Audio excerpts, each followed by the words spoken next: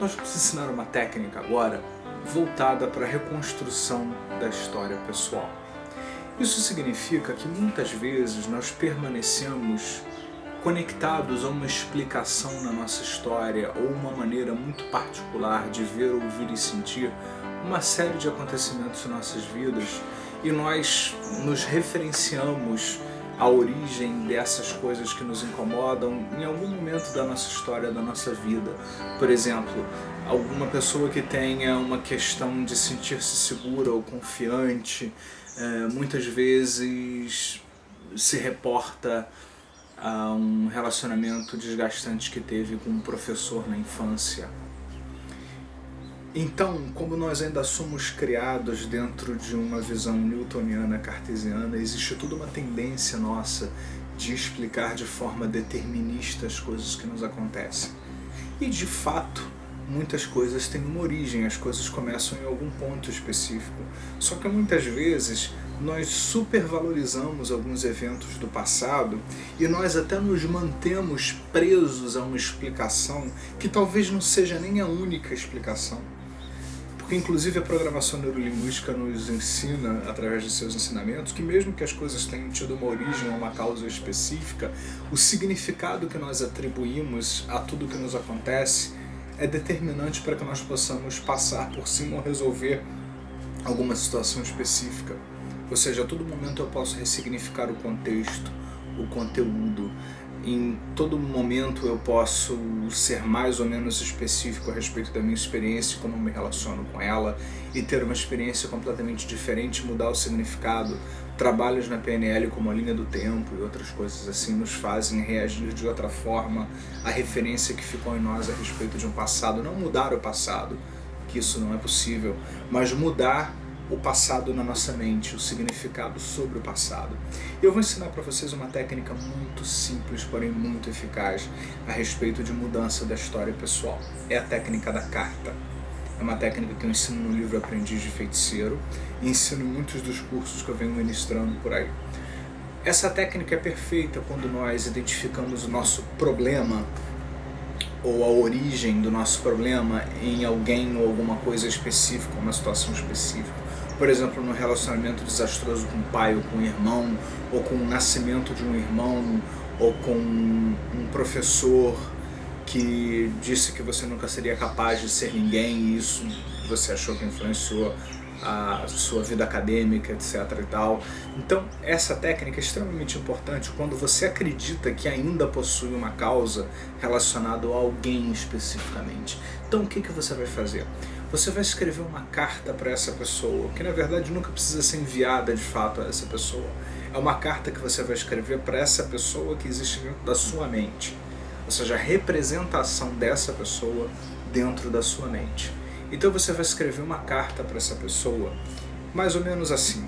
Primeiro, identificando como é que você tem noção de que o problema aconteceu, ou que você ainda chama de problema, quando é que começou na sua visão, como é que você vê a conexão ou a relação dessa pessoa especificamente com o problema que você está debatendo, onde especificamente você acha que essa pessoa ou você, junto com essa pessoa, contribuíram para que o problema escalasse, aumentasse, se tornasse um grande problema ou uma coisa muito complicada. O que aconteceu especificamente é importante estar na carta. O que é que houve? Qual é o problema? Ou seja, é importante enquadrar, como sempre nós fazemos aqui. Quem nos acompanha frequentemente sabe que nós procuramos enquadrar, especificar com o que nós vamos trabalhar. Então é muito importante que você identifique qual é o problema, qual é o desafio com o qual nós estamos trabalhando. O que aconteceu? O que isso gerou em você especificamente? Quais foram as consequências que isso gerou? Então vamos dizer que essa é a primeira parte dessa técnica, onde você vai escrever essa carta exatamente como você diria, como você escreveria, colocando e tal, desabafando, colocando tudo que está dentro de você. A segunda parte dessa técnica é a parte da transformação. Tem 3 partes dessa técnica. Na parte da transformação, o que você faz? Você vai começar a dizer o que você quer da sua vida daqui para frente. Ou seja, o que você quer para a sua vida? O que depende de você? Tá, as consequências foram essas, você vê, sente, ouve as coisas dessa maneira, as coisas resultaram assim, nesse quadro. E agora? Né? Quais as novas decisões que você está tomando para a sua vida? O que você quer para a sua vida daqui por diante? O que você quer que seja diferente? Por que vai ser diferente? Por que é possível ser diferente? Porque você tem as capacidades de fazer diferente e porque você merece que seja diferente.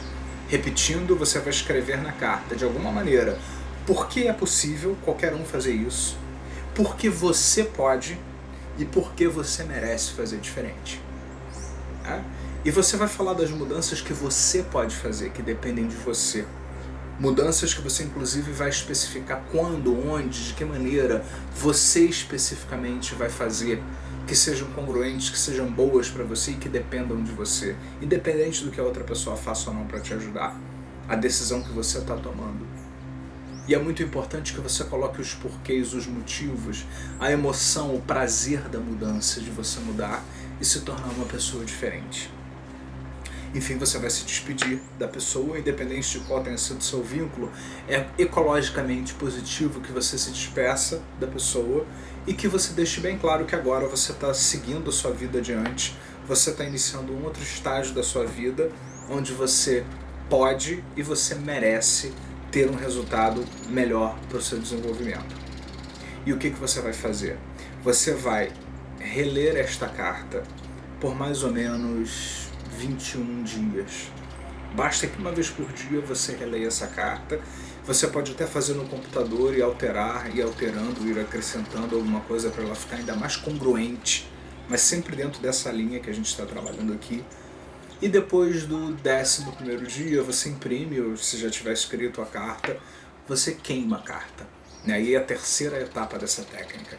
Aí nós estamos utilizando alguns elementos que existem na mitologia sobre fogos, tá ligado? A rituais, a purificações. Essa técnica não tem nada de misticismo, mas nós pegamos emprestado um pouco dos arquétipos, como diriam os junguianos, e da simbologia do fogo, da libertação, da transformação, onde você vai queimar e deixar que o seu próprio inconsciente, a mente inconsciente, o tempo todo participando desse processo, termine de direcionar nesse sentido aí que você está imaginando. Ok? Então faça essa carta, dê-se de presente isso e tenha uma vida diferente a partir de agora.